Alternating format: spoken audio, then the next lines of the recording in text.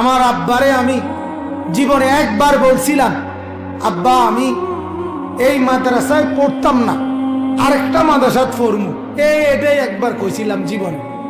আব্বা বলছিল, পুত পরের বেলা ভাত আমার ঘরে খাইও না, যাও বাইরেও বেটা, পরের বেলা ভাত খাইও না। বাবার সেই কথা মনে আছে, চোখের পানি মুছতে মুছতে তো মাদ্রাসায় ঠিকই চলে গেছি। সেদিন মনে হয়েছে বাপ কত শক্ত পাষাণ, আজ মনে হয় বাপ আপনি যদি সেদিন শাসন না করতেন, আজ আপনার কোরআনের কথা বলার তৌফিক হতো না। এটাই বাস্তবতা। মাকে মজবুত হইতে হবে, বাবাকে মজবুত হইতে হবে। তুমি নামাজ পড়বা, নয়তো আমি তোমার সাথে নাই।